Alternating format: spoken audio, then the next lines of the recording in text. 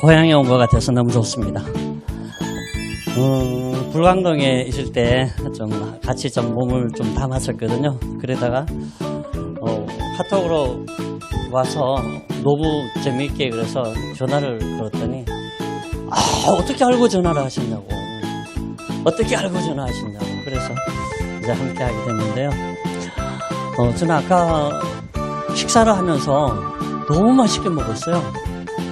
세상에 이렇게 맛있는 데가 어디 있어요? 여기 있어요. 그래요. 그래서 제가 월요일마다 여기 출근해야 될 것 같은 느낌이. 행복한 오늘 저녁 만찬이었습니다. 해마다 3월이 지나고 4월이 이렇게 스르르르 오려고 하면 어딘가 노랗게 연분홍 꽃잎이 이렇게 올라오는데 그것을 이렇게 들여다보고 있으면 너무 행복해. 귀를 이렇게 갖다 대고 들어보면 I am spring 그래. I am spring. 나 봄이야. 나는 봄이야. I am a spring. 그래가지고 나는 봄이라는 거야. 조금 있으면 목련이 올라오고 진달래 올라오고 개나리 올라오고 봄의 만찬이 시작이 되는데 와, 이 봄의 만찬은요 마음껏 먹어도 배부르지가 않아요. 이 봄에 차를 타고 어디론가 달려가면서 바라보이는 들녘의 꽃들과 새로 피어나는 그 새싹들을 보고 있노라면 누구든지 마음이 풍요로워져요. 삶의 경험을 가지고 있는 사람들은 특히 그렇죠. 삶의 경륜이 없는 사람들은 저게 뭐가 아름다워 이렇게 될 수 있거든요. 제가 있던 어느 곳에 어머니와 아들이 같이 교회 오는 길이 벚꽃 터널이 있어요. 그 어머니가 오시면서 와 아들아 벚꽃이 벚꽃 와 봄이야. 그런데 아들이 20몇 살 된 아들이 엄마 저게 이뻐? 와서 한탄을 하는 거예요. 어떻게 아들은 그 아름다움을 모르냐고. 제가 그랬죠. 20대를 생각해 보세요. 20대 때 꽃이 보이던가요? 안 보여요. 20대 때의 자연의 아름다움, 싱그러움이 보이던가요? 안 보여요. 그것이 아름답다고 느껴질 때는 이미 우리는 경륜을 가진 사람들이에요. 그렇죠? 네. 맞아요.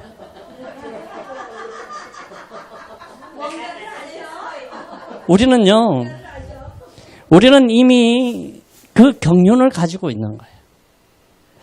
그러면서 봄을 이렇게 보고 있노라면 온 세상에 생명의 만찬이 쫙 펼쳐지는데 자연이 아니라 저는 그게 생명의 만찬으로 보이는 거예요.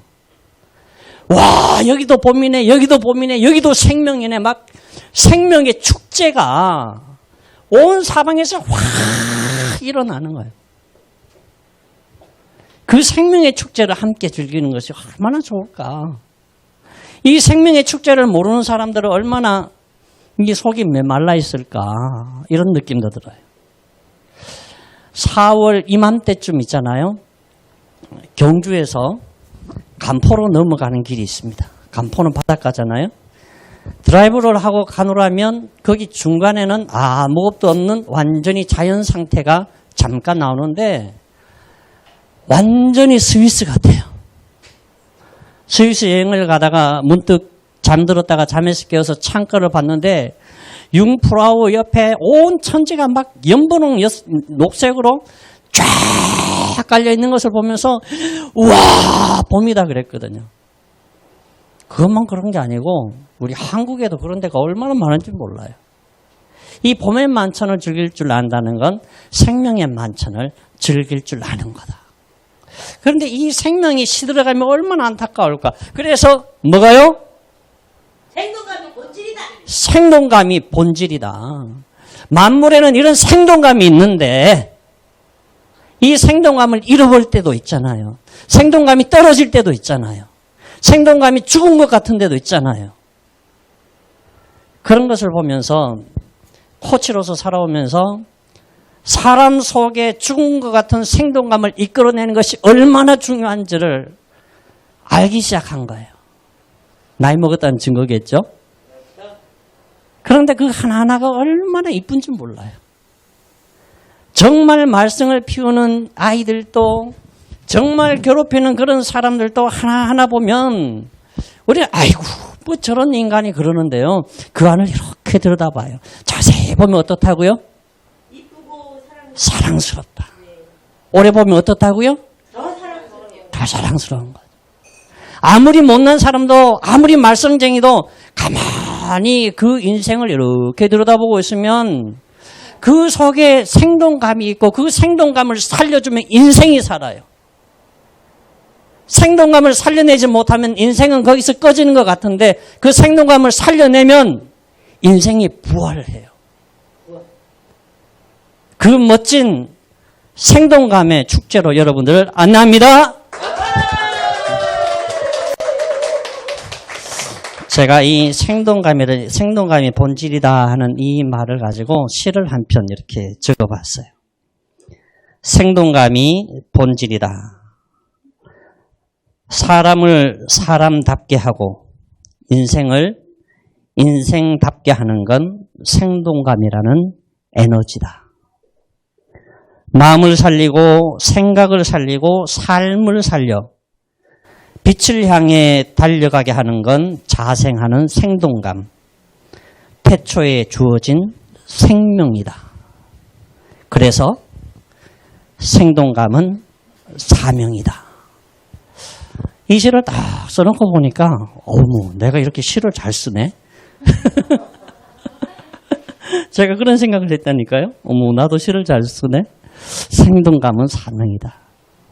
코치의 인생을 시작을 하면서 죽어가는 것 같은 청소년들을 살려내고 정말로 힘들어하는 기업의 생동감을 불어넣어주고 하는 이 일들이 얼마나 귀한지 몰라요. 그래서 정신과 의사나 상담사들은 죄송합니다만 상담을 많이 하고 정신과 치료를 많이 하면 자기가 막 스트레스 받아. 나도 환자가 되는 것 같은데 저 같은 코치들은 사람들을 많이 만나고 많이 만날수록 에너지가 막 생겨. 그 사람이 생동감을 가지고 살아가는 모습을 보거든요. 그래서 어떤 분이 저한테 교육을 받으면서 이런 말을 해요. 몸은 너무 피곤한데 마음은 너무 행복해. 막 이러는 거예요. 그런 현장들을 오늘 우리가 살아가게 되면 얼마나 좋을까. 그 생각을 하는 거예요. 그래서 생동감은 사명이다. 생동감이 본질이다. 생동감 파티를 하자. 그래서 오늘 주제가 생동감이 본질이다 라고 제목을 정한 거예요.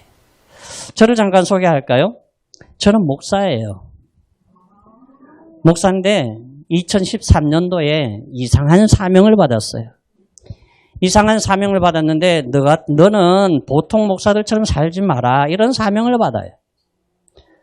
그래서 보통 사람들처럼 제 스펙이 괜찮아요. 꽤나 쓸만해요. 그래서 다른 데 가서 그런 담임 목사로, 큰 교회 담임 목사로 충분히 갈 수 있는 스펙도 돼요.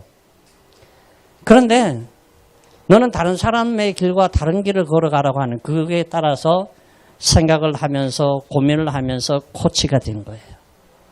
그래서 기업의 강사가 되고 기업을 코칭하는 사람, 개인을 코칭하는 사람이 되었는데 보시다시피 국제 코칭 연맹의 공인 프로 코치로 PCC라고 하는 타이틀을 가지게 됐습니다. PCC는 국제 코칭 연맹에서 인정하는 프로의 자격을 가지게 되는 거거든요. 그래서 쭉 보면 이제 개인 코칭 이런 것들을 한 2,000회 이상. 지금 제가 카운트를 안 했는데 한 2,500회 가량 되는 것 같아요. 1,000번만 넘어서도 척 보면 M입니다. 이렇게 되거든요. 1,000번만 넘어도. 아니 500번만 넘어도요.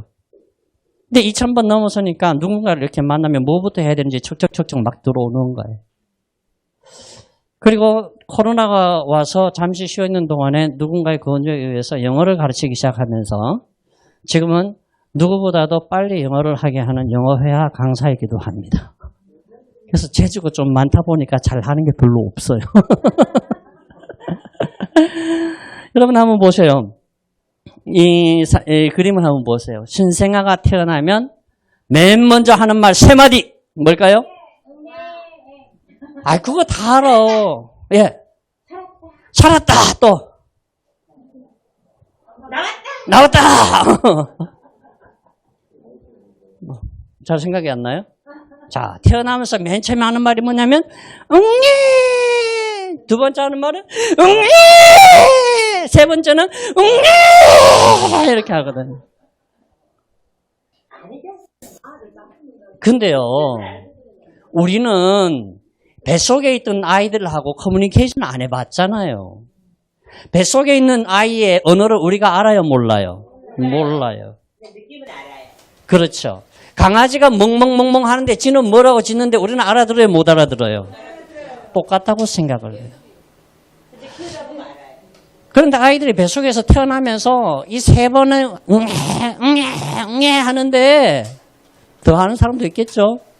그런데 이 세 마디가 중요한데 이 세 마디가 무언지를 제대로 아는 사람들이 많지 않더라는 거죠. 그 세 마디를 해석해 드리겠습니다. 첫째는요, 나 엄마 뱃속의 세월을 끝내고 이 세상에 태어났다 이거예요. 우리는 운다고 그러잖아요. 우는 게 아니고 선포예요. 나는 모태의 세월을 끝내고 세상으로 나왔다 이 말을 첫 번째 하는 거예요. 야, 나는 모태의 세월을 끝냈어. 자랑스러운 외침이에요. 두 번째는 뭔지 아세요? 하는 게 뭔지 아세요? 와, 내가 세상에 태어났다 이거예요. 태어났다. 첫 번째는 나는 엄마의 태의 세월을 극복하고 끝냈어. 두 번째는 세상에 태어났어. 세 번째는 뭔지 아세요? 나는 이 세상에 인생을 출발한다. 이 세 가지를 선언을 하고 나오는 거예요. 해줄로 먹는 거를 집으로 먹는다. 고생길이죠. 고생길이지만 인생에 생명이 있다는 것 자체가 얼마나 복된 거예요. 그 생명을 가지기 시작하면서 이 아이가 외치면서 나가는 말이, 와, 나는 드디어 모태의 10개월을 끝낸 사람이야. 나는 세상에 태어났어. 나는 내 인생을 출발한다. 변화가 시작됐다. 예. 여러분 그렇지 않나요? 맞아요. 맞죠? 저는 아이가 태어나는 장면을 2번 봤거든요. 2번. 우리 애들이 태어나는 거 못 봤어요. 병원에서 태어나서. 못 봤는데 내 동생이 태어날 때 8살 차이인데 보지는 못했는데 그날 밤에 막 호랑이가 오는 것 같은 느낌이 들었어요. 그리고 저보다가 나이 적은 이모가 있어요. 그 이모가 태어날 때 밖에 논에서 놀고 있었는데 소리가 얼마나 큰지 몰라요. 그 이모가, 저는 이모라 그러는데 그 이모는 나보고 오빠라 그래 지금도. 10살, 12살 정도 차이 나니까. 예. 그러니까 저보고 조카는 조카인데 조카라 그럴 수가 없잖아. 그래서 오빠는. 예. 이렇게 우리가 생명이 소중한데 지금 우리 사회가 어떻게 돼가고 있죠? 지금 우리 사회는 전쟁으로 말미암아, 코로나로 말미암아 이 귀한 생명이요 폭삭폭삭 죽어가고 있잖아요. 와, 저는 그 우크라이나에 폭탄이 떨어져서 그 백화점 하나가 통째로 막 사라져 버리는데 가슴이 막 찢어져요. 저는 어떤 사람이냐면 목사인데도 다윗이 있잖아요. 돌팔매를 가지고 골리앗 덤벼라 이야 해가지고 쓰러졌잖아요. 우리는 와 이겼다 그러는데 죽은 골리앗은 얼마나 쪽팔릴까. 그 가족들은 생명이 사라졌는데 얼마나 안타까울까. 정말 그렇다니까요. 삼손이 와 하고 3,000명 죽였잖아요. 과연 그게 옳은가? 저는 휴머니즘인지 모르겠는데 그런 생각 들어요. 그 사람들도 사람인데 그런 느낌 든단 말이에요. 그러나 이번에 우크라이나를 보니까 죽어야 될 사람 여기가 아니고 죽어야 될 사람 푸시요. 푸시.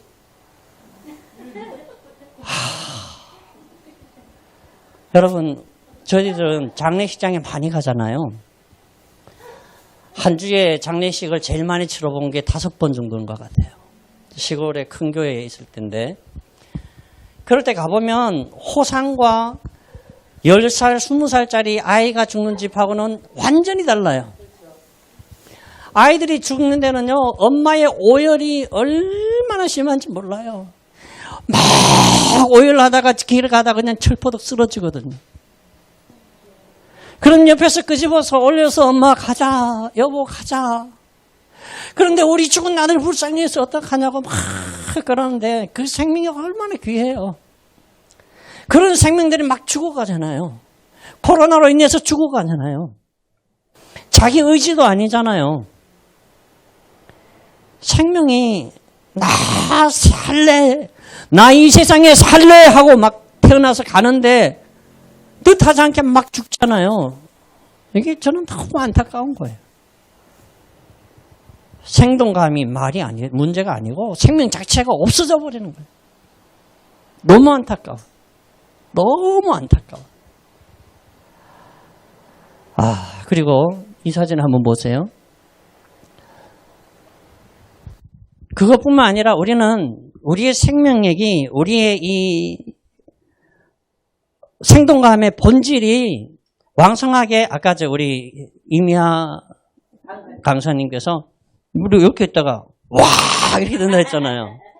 그렇듯이 와 그래야 되는데 콜라 캔처럼 쪼그라들어요.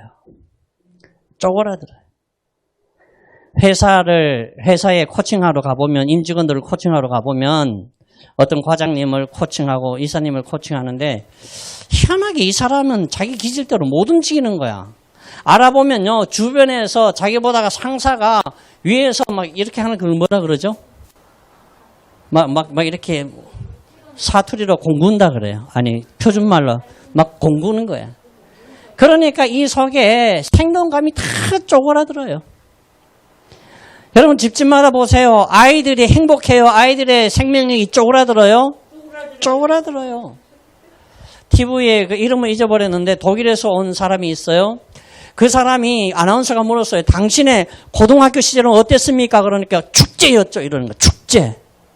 아니 어떻게 고등학생이 축제를 벌려요? 우리는 고등학생은 죽었다 그러고 살잖아요. 그런데 얘네들은 어떻게 축제입니까? 그랬더니 우리는요, 중고등학생이 되면 그때는 이성의 눈을 뜨기 때문에요, 마음껏 연애를 하고요, 마음껏 파티를 하고 마음껏 그렇게 산다는 거예요. 그러니까 그 아이들한테는 우리 아이들이 겪는 그런 과정이 없는 거예요. 중요한 건 뭐냐면 이 사람들은 대학에 가서 제대로 공부해야 될 때는 진짜 머리를 싸매고 공부해버리는 거예요. 우리는 공부해야 될 때 펜대를 꺾어버리잖아요. 그런 차이가 있어요. 그래서 우리는 살아가는 모습들 보면 전부 쪼그라들어서 살아요. 생명력이 왕성하게 살아가야 되는데 비실비실하게 살아가는 거예요. 나와 너의 커뮤니케이션이 안 되고 나와 너가 강압적인 그런 모습을 가지고 있고 막 그러다 보니까 길을 못 펴는 거예요. 저도 그랬어요. 새벽 4시 10분 전 자명정이 울리는 게 아니라 사랑방에서 불러요. 정원아! 자다가 깜짝 놀라서 이 아버지 텃밭에 가서 무 하나 갖고 와라. 그러면 겨울에 텃밭에 가가지고 거기에서 눈을 헤치고 집을 빼내고 손을 쑥 넣어서 무를 하나 가지고 아버지한테 아버지 여기 무 있어요. 그러면 칼도 가지고 와야지.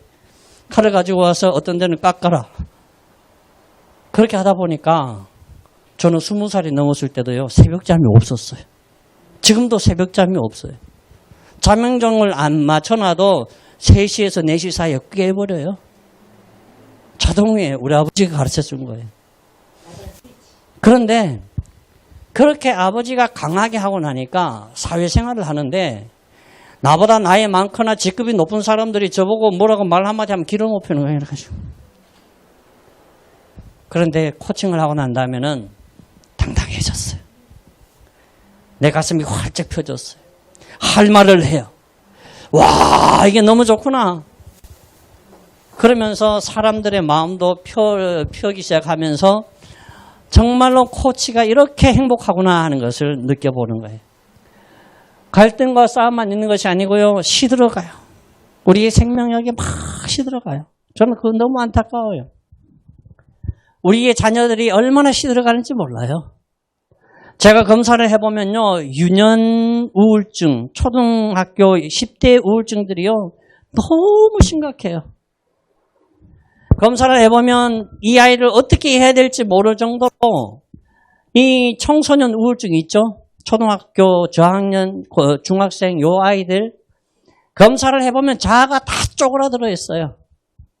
이 아이들을 빨리 이 생명을 펴야 돼요. 그래서 제가 다른 데하고 지금 조인에서 10살부터 15살 아이들을 마음을 활짝 펴게 하는 프로그램을 지금 준비 중에 있습니다. 너무 중요한 건데 우리는 우리 사회가 우리 교육의 구조가 생명력이 완전히 쪼그라들게 만들 뿐만 아니라 직장에 가서도 상사 때문에 아니면 동료 간의 관계 때문에 자기가 가지고 있는 그 에너지를 활짝 펴지 못하고 다 죽어가는 거예요. 이렇게 해서는 경쟁력도 없고 행복하지도 않고 성공할 수도 없다. 그런 것을 느껴봅니다. 다시 한번 보겠습니다. 신생아의 외침은 어디로 갔을까요? 첫째 뭐라고요?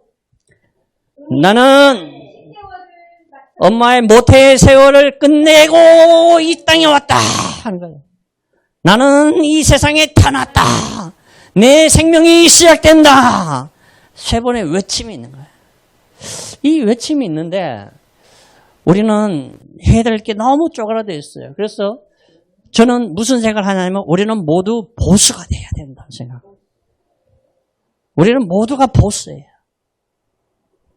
우리는 모두가 보수해야 되는데 그 밑에 재미있게 써놨죠. Get out of 쪼다방 정식. Get out of 쪼다방 정식. 나는 쪼다야 하는 데서부터 벗어나라. 이 말. 벗어나야 되죠. 그래서 이 아이처럼 눈이 동그랗고 똘망똘망 같잖아요. 이런 모습으로 살아갈 수 있으면 얼마나 좋을까. 그 생각을 하는 거죠. 어느 회사의 과장님이었어요. 제가 이름을 밝히지 못하는 것은 그분들 이름을 밝히면 안 돼요. 계약이에요. 그리고 소속도 밝히지는 않아요.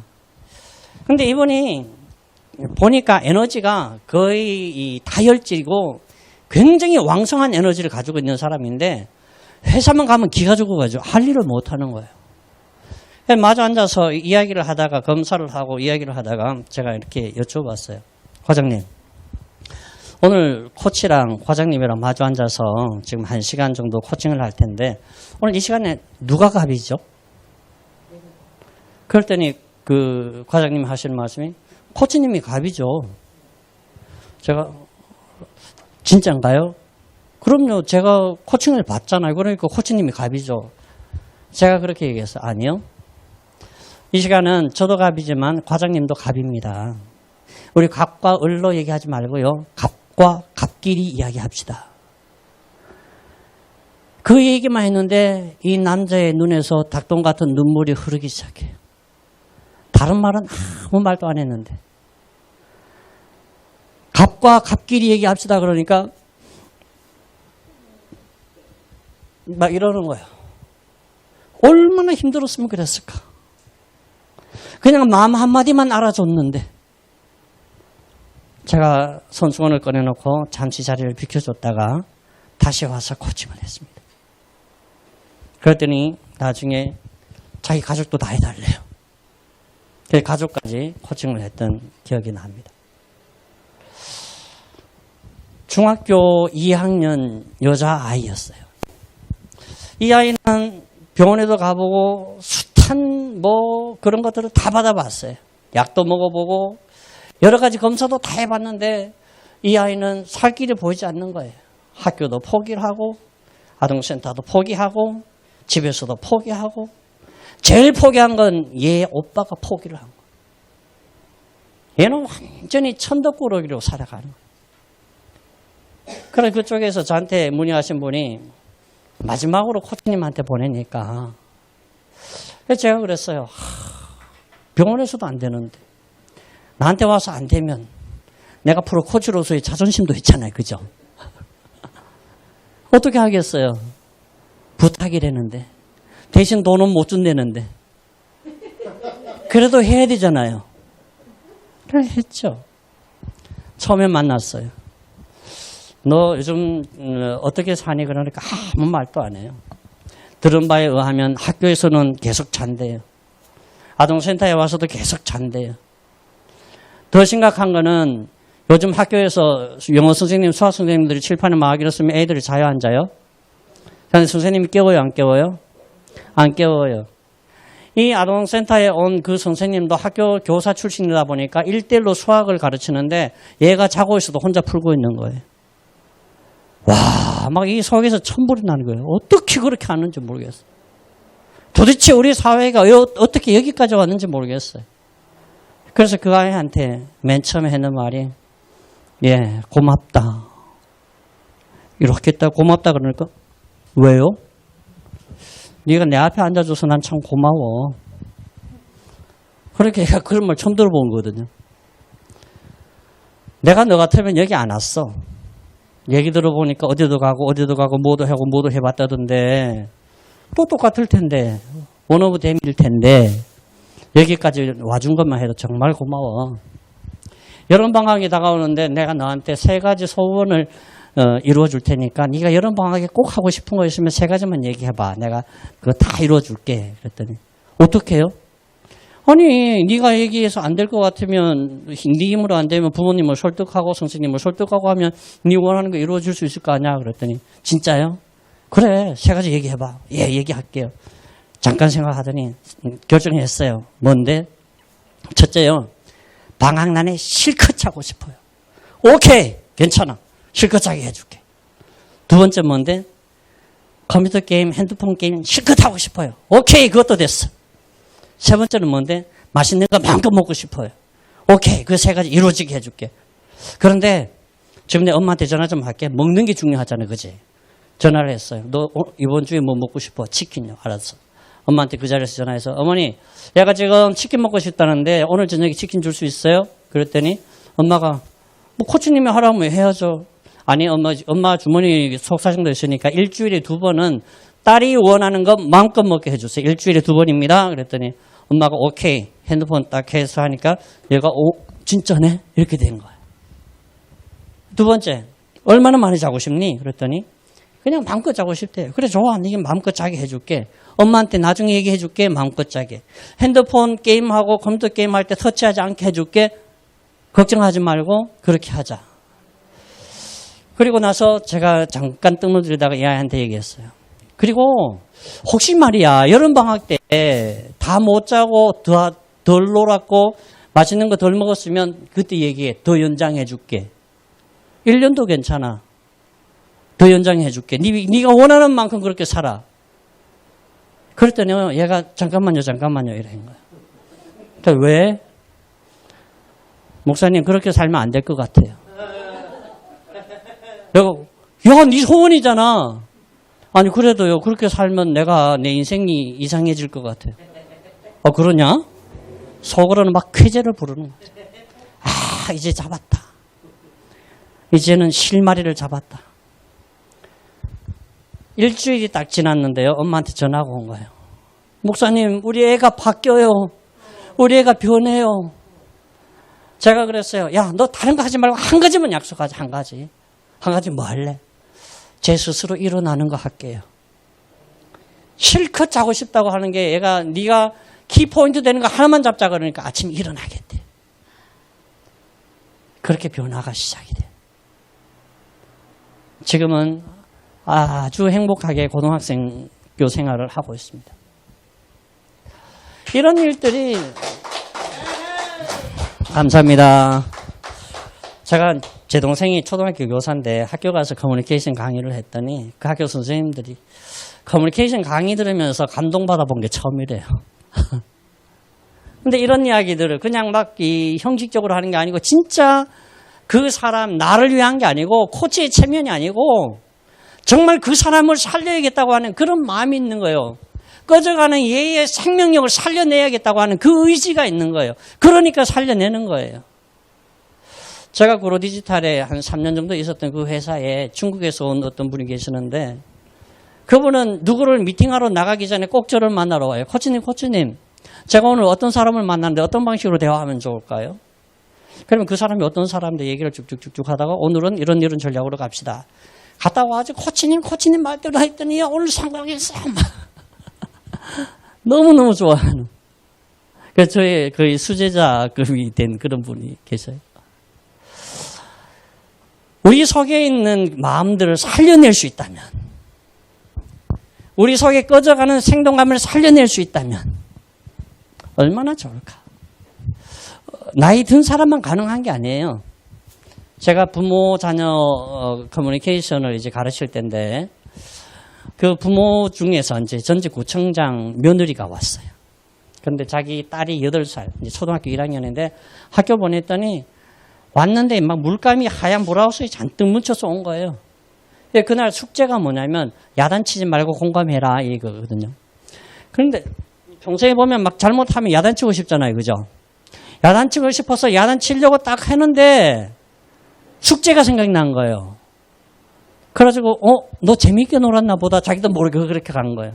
근데 얘가 어리둥절한 거예요. 우리 엄마 아닌데 우리 엄마 아닌데. 그러더니 얘가 눈치를 보더니 엄마가 야단 안 치는 걸 이제 깨달은 거예요. 그러니까 엄마한테 와서 엄마 오늘 있잖아 학교 갔는데 미술 시간에 이러쿵저러쿵 해서 누가 어떤 물감으로 했는데 엄마가 듣고 싶은 게 뭐였냐면 얘가 학교 가서 어떻게 생활하는지를 듣고 싶었는데 지금까지는 그런 얘기를 안 했는데 공감을 해주니까 지가 막 조잘조잘 한 30분을 떠들고 갔는데 그 말을 들은 엄마가 너무 행복했다는 거예요. 그래 엄마가 차마 너 다음에 조심해 옷 안 버리는 게 조심해 이 말을 해야 되는데 차마 그 말을 못 하겠다는 거예요. 그 다음날 아침 엄마가 부엌에서 일을 하고 있는데 아이가 눈을 비비고 와서 엄마 어제 내가 못한 말 있어. 그게 뭔데? 앞으로 미술 시간에 조심할게. 여러분 어린 아이라도 뭘 해야 되고 하지 말아야 되는 걸 알아요 몰라요? 다 알아요.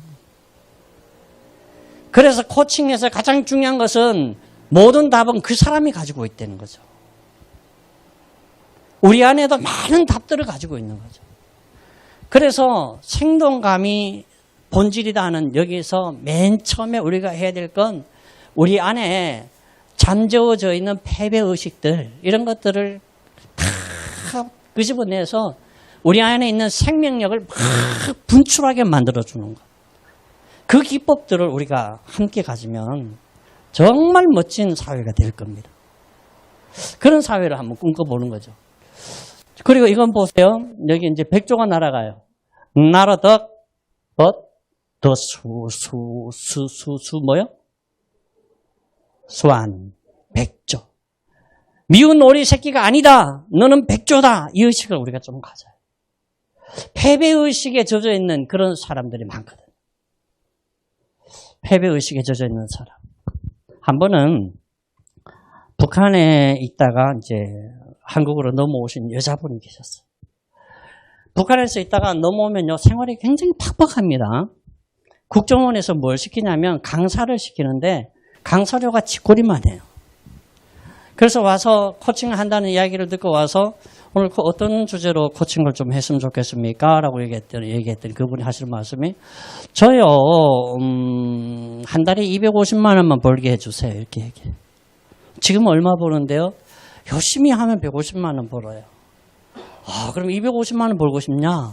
막 이렇게 얘기하다가 그럼 과거에는 어떻게 살았느냐 이렇게 봤더니 북한에 있을 때 중국 물건을 밀수해서 북한에 팔았다니 장마당에 팔았어. 그래서 돈을 꽤 많이 벌어본 사람이. 그런데 한국에 오니까 뭘 어떻게 해야 될 줄 모르는 거예요. 그래서 강사만 하는 거예요. 그래서 제가 이제 득득득득 하면서 그러면 북한의 물건 가지고 와서 이렇게 또 할 수 있는 방법 없나 그랬더니 코치님 생각났어요. 뭔데요? 북한에 있는 참깨를요 중국으로 가지고 와서 갈아가지고 한국으로 오면요 컨테이너 하나에 2천만 원 남아요. 이러는 어디서 주워 들은 거야. 저 할 수 있어요. 제가 할게요. 이러는 거예요. 그때부터 그분은 참깨 일을 시작을 했는데 북한의 참깨 아버지가 북한의 중간 간부라서 그게 가능했거든요. 가지고 중국에 와서 갈아가지고 한국에 오는데 2천만 원이에요. 2천만 원.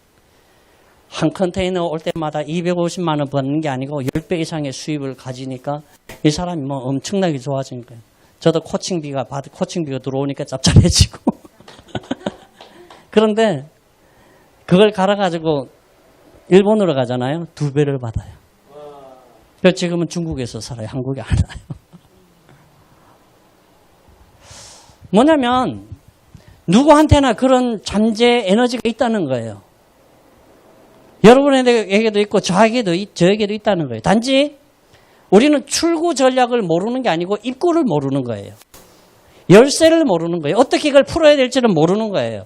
여러분 적어도 30년, 40년, 50년 살았으면 삶의 경륜이 이미 있잖아요. 그러면 그 경륜을 우리가 잘 살펴보면 나도 대박 아닌 대박은 아니라도 중박은 터뜨릴 수 있는 준비는 되는 거거든요. 그런 출구를 못 찾아요.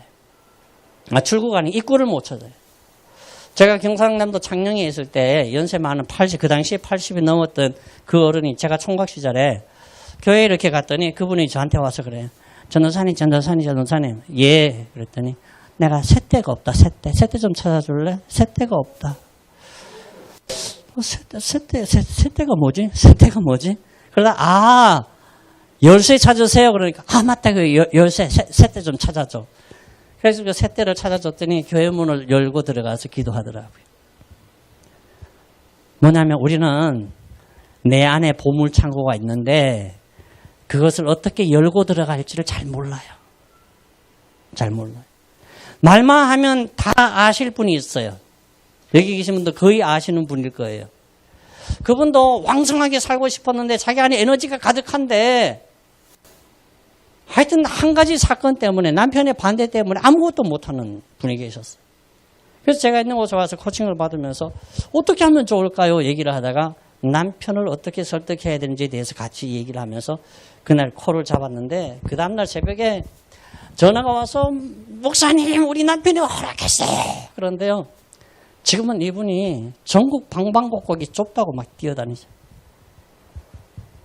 뭐냐면 우리 안에도 엄청난 에너지들을 가지고 있어요. 엄청난 잠재력들을 가지고 있는데 다들 우리는 그것을 어떻게 열고 들어가야 되는지를 몰라요. 알리바바와 40인의 도적들 아시나요? 거기에 가만히 있다가 보니까 도적대들이 딱 가더니 오픈 세서미 하니까 문이 쫙 열리는 거예요. 그 안에 가서 막 보물을 다 가져오잖아요. 그게 뭐냐면 닫혀있는 보물창고의 문을 열어야 되는데 많은 사람들이 지금 자기가 가지고 있는 것보다 훨씬 더 많은 보물들을 우리 가슴에 가지고 있는 거예요. 내 삶의 흔적이 다 있는 거예요. 오늘 이 키키스타 보시는 분들도 이 속에 보물창고가 다 있는 거예요. 여러분 속에. 여러분 속에도 보물창고가 다 있는 거예요. 그 보물창고의 문을 어떻게 열 것인가? 그게 이제 코치가 필요한 거예요. 홍명보 감독이 국가대표 감독을 맡았을 때 일입니다. 고민이 되는 거예요. 도대체 이 한국팀을 어떻게 해야 할까? 그래서 히딩크한테 전화를 걸었어요. 한국 축구의 대부잖아요. 히딩크 감독님, 내가 감독이 되려고 하는데 어떻게 해야 될지 모릅니다. 그랬더니 그 히딩크가 한마디 한 게 제 귓가를 탁 때렸어요. 뭐냐면 한국에 있는 모든 축구의 자산을 한 군데로 모아서 펄펄 끓는 가마솥에 냄비에 넣어라. 그리고 막 끓여봐라. 그러면 한국만에 무엇이 나올 것이다. 그걸 잡고 가면 성공한다. 이렇게 얘기합니다. 아주 중요한 말을 했거든요. 코칭할 때 그렇게 해요. 그 사람이 가지고 있는 잠재적인 에너지들이 뭐가 있는지를 다 조사를 하죠. 이야기를 통해서. 그러면서 그것을 탁 끄집어내서 거기에 대한 열쇠를 탁 집어주면 그 길을 잘 걸어가는 거예요. 그게 그 사람 안에 있는 생동감의 에너지를 끌어올리는 거죠. 끌어올리는 거예요. 첫 번째 이야기했던 건 뭐냐면 심리적으로 쪼그라들었던 그 심리 마음을 펴게 하는 다른 사람 나도 생동감이 있어야 되지만 다른 사람도 생동감 있게 만들어주는 사명이 여러분에게도 있고 저에게도 있다는 거예요. 감사합니다. 제가 목이 말라가는 걸 미리 아셨나 봐요. 그래서 우리는 살아있다면 나도 생동감 있는 삶을 사는 게 사명이에요. 우리 각자의 사명이에요. 그리고 내 주변에 있는 사람에게 이 생동감을 조금씩 전해주는 게 그게 또한 우리의 사명이어야 해요. 그래야 우리가 마음을 나누는 가족이 되잖아요. 오영자 선생님 맞죠? 그죠? 마음을 나누는 가족. 아까 제가 여기서 처음 듣고 와 멋진 말이다. 그래서 한번 적용해 봤습니다. 세 번째는 뭐냐면 마지막인데요. 뭐냐면 베스트 퓨전. 퓨전이 뭐예요? 퓨전은 여러 가지를 막 섞어 놓는 거잖아요. 이 시대의 최고의 그 키포인트는요, 퓨전이거든요. 융합이에요. 융합. 융합인데, 여기 보면 뭐가 있냐면, 포마토가 있잖아요. 포마토. 포마토가 뭐예요? 포테이토하고 토마토하고 합친 거예요. 네. 기계와 기계를 합쳐서 좋은 걸, 더 좋은 뭔가를 만들어내기도 해요. 또, 강아지나 고양이나 털 색깔 바꾸고 막 이런 것도 있잖아요. 일종의 융합이에요. 기계적인 융합도 있어요. 그런데 저는 오늘 여러분에게 하고 싶은 가장 강력한 융합은 뭐냐면 기술의 융합이 아니라 사람의 융합을 말하는 거예요. 사람의 융합. 지금 우리 국회가 사람의 융합이 안 돼가지고 난리잖아요. 난리, 표준말로 난리 버거지잖아요. 6.25 때 난리도 아니요. 그죠? 정말 그래요. 기술의 융합이 아니라 사람과 사람의 융합. 나와 너가 제대로 융합된다면 얼마나 좋을까? 제가 검사를 해보고 이렇게 하면 한 7, 80%의 분들이 기회가 되면 이혼하고 싶다. 이런 얘기를 해요. 누구에게나 다 있는 그런 마음일 수도 있어요. 순간적인 마음일지라도. 융합이 그렇게 쉬운 게 아니에요. 어려운 거예요. 여러분, 동업에서 성공했다는 말이 많아요? 실패했다는 말이 많아요? 실패했다는 말이 많아요. 저는 그래서 이야기합니다. 누구든지요. 최소한 3명만 제대로 융합을 하면요. 실패할 사람 아무도 없어요. 3명만 조건 없이 정말로 허물 없이 속에 있는 거 다 털어내고 함께 가자고 마음을 먹고 진짜 그렇게 간다면요. 그 세 사람은 절대로 실패하지 않습니다. 누구든지 실패하지 않습니다. 어떤 일을 만나든지 성공할 수 있습니다. 중요한 것은 스킬이 아니라 사람과 사람이 융합하게 하는 그 에너지를 가지는 것이 굉장히 중요하고 그러려면 내가 누군가를 믿어야 하지만 또한 나의 신뢰를 다른 사람들한테 보여주기도 해야 되잖아요. 결혼할 때, 결혼에 대한 이런 얘기를 할 때 청년들 찾아와서 그래요. 제가 어떤 남자를 만나면 좋을까요? 제가 어떤 여성을 만나면 좋을까요? 이야기할 때 저는 반드시 빼놓지 않고 하는 말이 있어요. 어떤 남자가 너를 만나면 제일 행복하겠니?